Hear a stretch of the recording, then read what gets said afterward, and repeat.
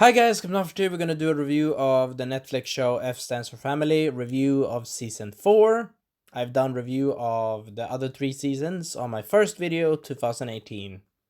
Anyway, we begin where we last left off, where Frank and Kevin and the other family were happy that Frank got back his job, and so on and so on. And then Frank finds a letter where it says, "I'm coming, son," and it's his father, and he is very pissed at it because it was very funny, the joke, because he said to Kevin, he lied to Kevin, and he said to him, "No, your grandfather landed on the moon with a meteor." And Kevin said, "Yeah, it seems the comet has landed back on Earth." And he's like, "No!" I love that. I love that. And season 4 has definitely stepped up. Sorry. Season 4 has definitely stepped up its game. Great job. Just what I wanted from the first and second and third season. I really love the show, and I love the voice actors. Definitely. P.S. I really love Goomer, but I don't like when he tries to sneak into other people's houses. But anyway, so Frank Murphy expects the worst. Oh, I forgot to mention. Um, Before that with the house, we jump to Frank Murphy in the present time. Kinda. This is kind of a flashback thing in the beginning of the first episode, a bit. And he goes to the priest, Reverend Lovegood, and he talks to him in the place you talk to the priest when you want to have a confession. I forgot the special name right now, but whatever.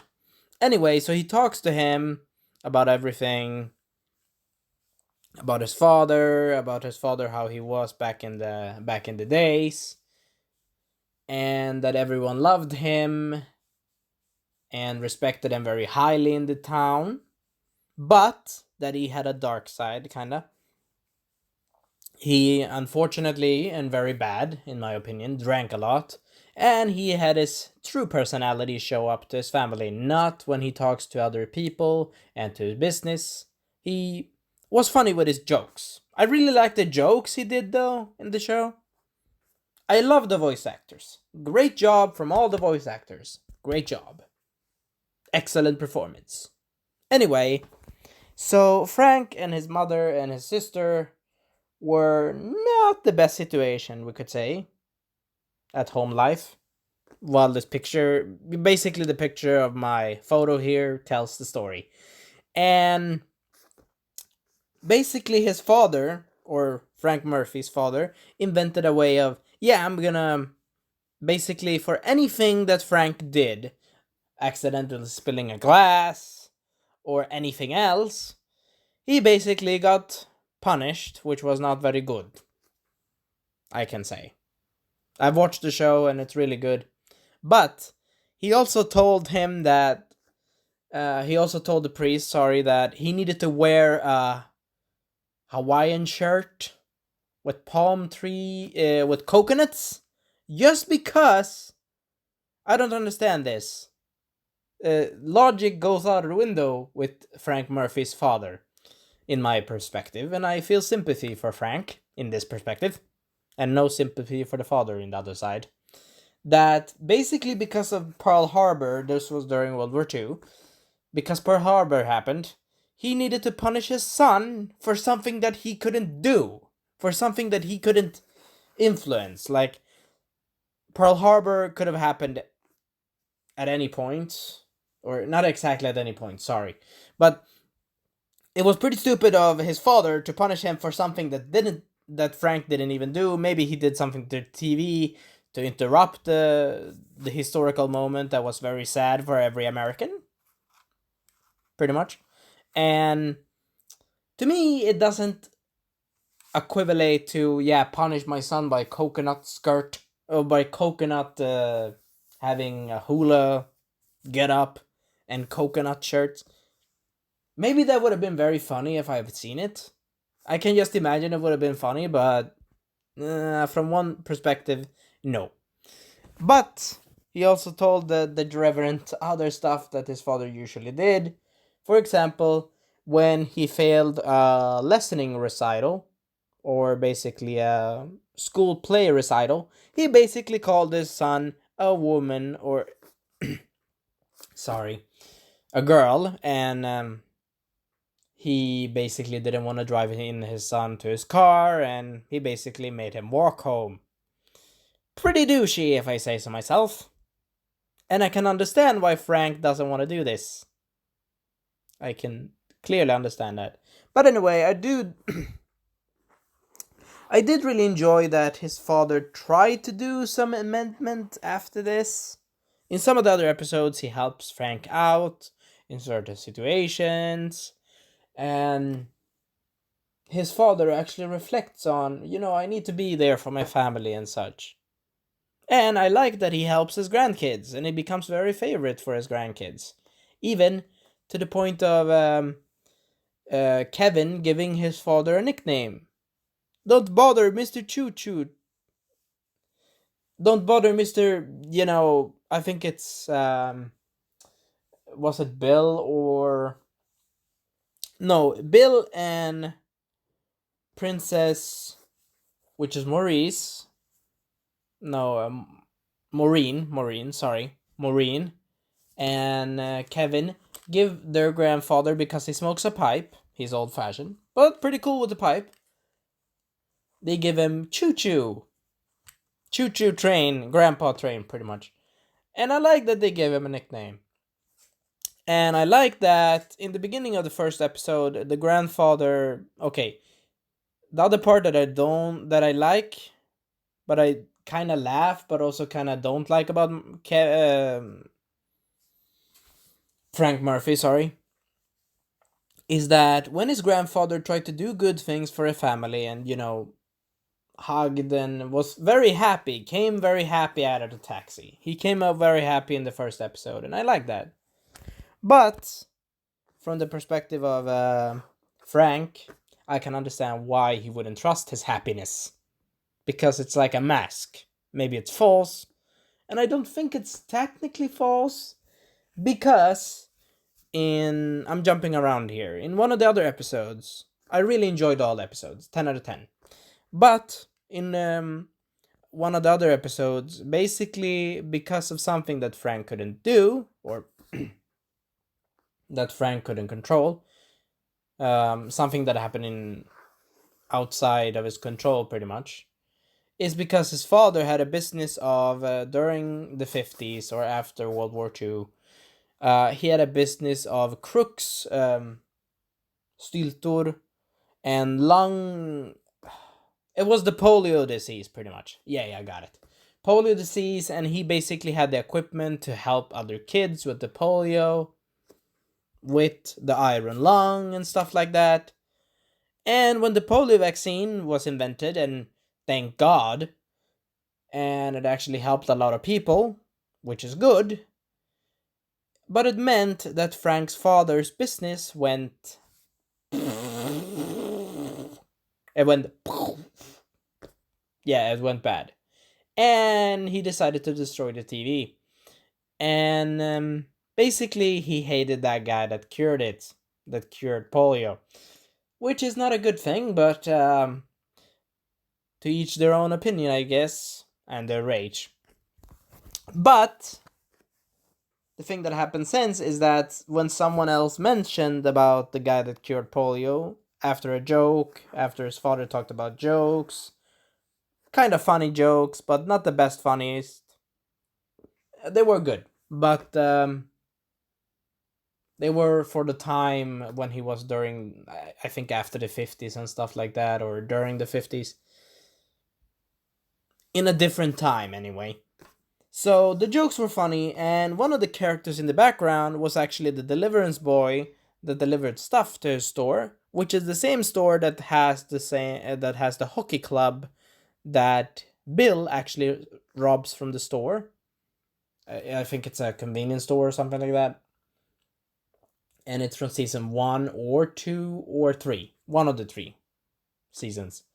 And that store's that store manager is Frank Murphy's father's delivery boy.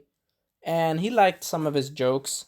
And when they talked about, unfortunately, when they came up with the discussion of the polio, he became sad because his business went to shit, to lack a better term. But what I didn't like is that he took his anger out of his son.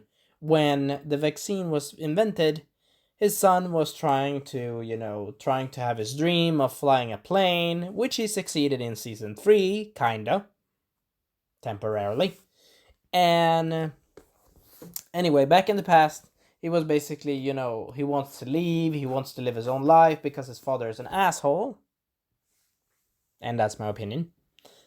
And his father decides to, be very angry at him and says, "Oh, what are you gonna do, Tinkerbell?" Okay, that was a funny joke in one aspect. That was funny because it made sense, because Tinkerbell, Disney still existed there and still exists today, so it's kind of funny. But I can kind of understand that Frank loved another music that I forgot the name of, but I instantly remember what that music is when I hear it. Anyway, so basically his father is very pissed after his business has gone to hell and he's drinking alcohol, which is not good because that influences more anger towards family members, and he is addicted to alcohol, I think. Yes. And that's not good. No, no, no, no, no, no, at all. It's not good at all. And he basically drank away his anger and sadness about losing his business. But he took it out on Frank, which I can understand why Frank hates him then. I can understand why Frank hates him. Anyway, so he decides when Frank tries to fight back and tries to sorry, my throat again. Tries to say something against him from his father saying, "Oh, your dreams are never going to be achieved," kind of thing. With the thing with the Tinkerbell, "Oh, you're going to fly away with your plane." So he basically says something against him again. He says, "Oh, I'm happy that polio has been cured," which is good, but his father has basically, that is a very big, giant, enormous crutch because his business went to hell. But he tries to beat the crap out of Frank with a freaking, I think it's a wood ornament that you use to, after you go out of hospital, if you have broken your leg or something like that. Krycka. Or, damn it, I forgot the name of it in English.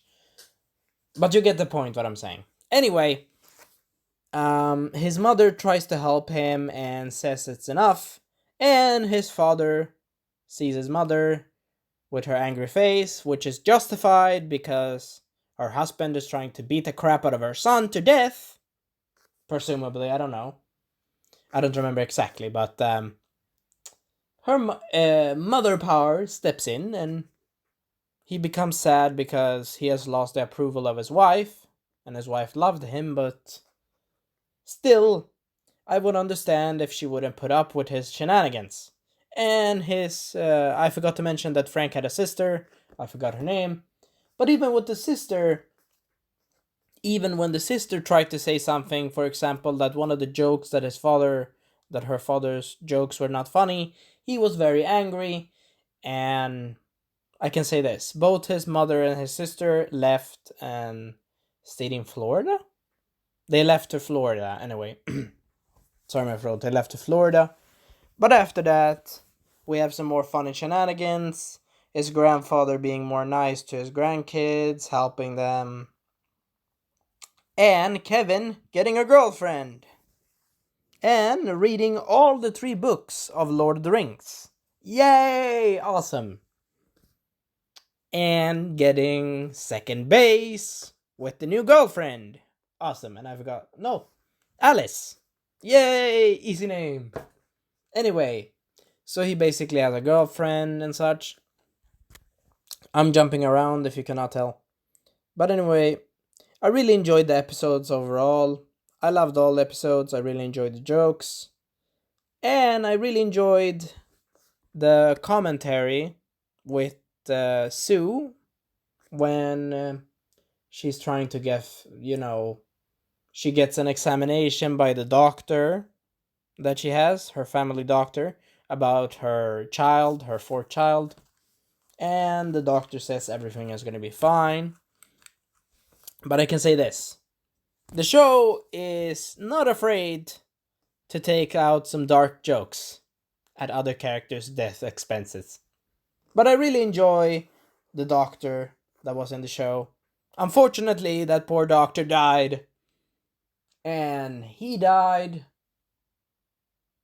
laughing of a joke, laughing off a joke, which is not so bad. Except in Sue's defense, it was not a joke because she actually read one of the I think it's one of the things that you have in the wall rules. Some of the rules for how to sedate a person when they have a pregnancy. And they have basically twilight sleep, which is an injection of a lot of drugs. But the decade of this show is the 70s. So, wouldn't put it past it. Wouldn't put the decade past for it. But anyway, so Sue has accepted this method before because it worked, and it makes her forget about the pain of delivering the childbirth. But she doesn't want to do this for the fourth child, which I would understand. And she reads more detail on the description of the method. And they strap you down, put injection, and then you wake up without knowing anything. And they put a sock in your mouth when they strap you down. And I'm a guy, and I would never know the miracle and the love of giving childbirth, but I would never do this to a patient. If I had a patient like this, a pregnant woman, like Sue, a kind, nice mother, any person that has a child, a pregnant woman, I would never do this because it's barbaric, like Sue said.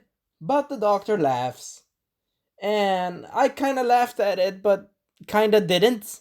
And then he explained how it was worse back in the prospector days. My throat. Hope you really enjoyed the review. Hope you enjoyed. Anyway, prospector days. And he was like, yeah, back then you need to basically give birth while the father basically drives the car or the vehicle, which is a wagon, while he's trying to kill natives and trying to defend against the natives. Yeah, this show pulls no punches against anything. It's really fun. It's dark humor at the best. In my opinion, it's very good dark humor, in my opinion. But you need to watch the show for yourself. And if you don't like the first season, you don't need to watch it. Anyway, so basically, the woman needs to give birth, and the father needs to basically fend off them. And basically, the doctor, I forgot the name, I forgot the information about this, but he basically said back then they were more savages than now. Now they're not savages at all. Now they have more mercy. It depends on how you will see that, and it depends on how you will sorry, my throat. It depends on how you will define the word mercy in this case. But the doctor dies, and he sleeps because he got a stroke. Oh, now I remember how he died. He got a stroke. And the nurse didn't like him, but she doesn't want to speak ill of the dead. But now he is at least asleep with half of his patients. That was the nurse saying it. The nurse actually said it. I forgot her name, but the nurse said it. And I was like, okay. No. I can say this. If I was a character in that show, I would never get an injection from that man. Never. Except he didn't even clean his hands. He smoked, he coughed with a cigarette coughing. No, not a good idea. But I forgot to mention, he actually delivered Sue's grandmother, Sue herself, and her 3 kids, which would be 1, 2, 3, 4, 5. 5 individuals. No. 3 kids. Sue's grandmother, Sue, 3, 4, 5. Yeah, 5 individuals. Anyway, I really enjoyed the show overall. I loved it. And I love the callbacks to season 2 and season 3 and season 1. I even love the callback with Chat because of his house is locked down. And Sue actually gets advice, or tries to get advice for what is happening. I forgot to mention. For what is happening in their family life in one of the episodes of Win Win. And I would say this: not a good idea, I think. But it's her choice to, do that. Anyway, I hope you enjoyed the video. Have fun time and enjoy. Overall, I really enjoyed it, and I really enjoy that one of the school's founders is literally a guy that invented electric chairs in the universe. In the F stands for family story, it was like, okay, they are doing a play about electrocution, but it's fun and it's kind of enjoyable. I do overall really enjoy the show. I give the show 10 out of 10, no questions asked. And I will not tell more about the show because I don't want to spoil everything. Secondly, I really enjoyed the second opening that they gave to the show, which was Rosie's opening. And we see his family, and he has a exactly I think he has the same dog as Major, except the dog is chocolate colored. It's chocolate colored. And it's nice, and it's the same species, I think. Oh, I think it's a Labrador, a golden retriever, maybe. I'm not sure exactly, but I think it's a golden retriever. Anyway, I really enjoyed the opening of his one. Damn it, my throat. I really enjoy his opening, and I really enjoyed that he gets chased by a cops in the clouds. He's like, "No, damn it, I'm alderman. God damn it, I'm alderman." And P.S. I forgot to mention that he became alderman, and one thing I think was funny was that the news reporter was like, "Oh no, hide, everyone, hide your kids. The alderman has been selected." It's like, dude, that's a bit bad, but it's because, in the perspective of the show, it was the first alderman that, yeah, the first alderman that was black, pretty much. But I think it was cool, and I think it was good. Secondly, the other aldermans didn't do shit for the neighborhood of Rosie, so why not better than him? And I like that Rosie's family had more involvement in the show.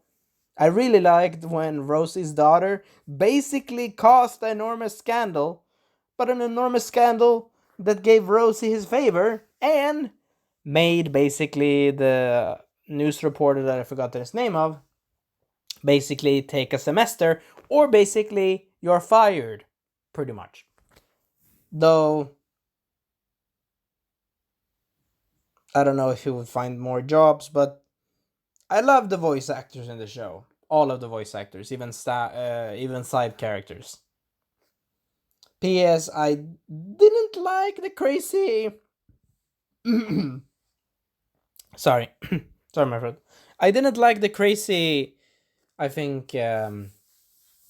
What was it called again? Child. F- Damn it! I forgot the name. But it's one of the. It's a hippie chick that basically helps Sue with her childbirth process, and that her husband Frank should be more with her, and a good thing. I will give a good thing that Frank connected more with his wife in this season, and he still connected more with his wife in a, you know, being more hugging, being more. Actually, he hugged because his father actually repented for what he did with a hug, and they had a good time. They were laughing, and they destroyed a crib that could behead a child's head. Not even joking. They even had I think it was a funny gag that the bed, the baby crib bed from a company that I forgot the name of right now. I think it was something with baby something. And the side of the door where you take down the baby to grab the baby and hug him if you want to take him down from the crib, basically did a guillotine on the plastic baby doll. And I was like, Jesus. I was like, oh my god. And then Sue decides basically to destroy that because her. Damn it, I forgot it. The. It's basically a place where you go and connect more with your husband and wife when you want to give childbirth in a natural way instead of having the twilight sleep thing. Basically, I think, how should I call it? The hippie alternate turn. Sorry, my throat. Technically, it's kind of correct because of the time period, it's the 70s. The hippie term of giving childbirth, kinda. And what happens was that another funny dark gag is that, what was it called? Damn it. The alderman. No, not the alderman. The chief of Mohicans that got basically cut off in his neck by a paperclip. No, not a paperclip. By a paper diploma of his nephew was birth with the same method, which was natural birth. And his mother unfortunately died. Wah, wah. Okay, that's a bit sad, but that wah, wah means I don't really much care for the guy because the guy was an asshole in season 1 or I think in season 2 or 3. He was basically the boss of Mohican before Frank Murphy's friend became the boss. No. Damn it. Crap, I forgot his name, but you get the point. The guy that got executed in his neck. His wife became the boss of Mohican Airways. Damn it, she's named after an alcohol brand, but I forgot it. Brandy or something like that. Brandy. Yeah, she's called Brandy or something like that. Brandy something. But she is the head of Mohican, and his best friend, Frank's best friend, I think went down a hyposuction treatment. Good for him, and it actually helped him, but I feel really scared of him because of. Yeah.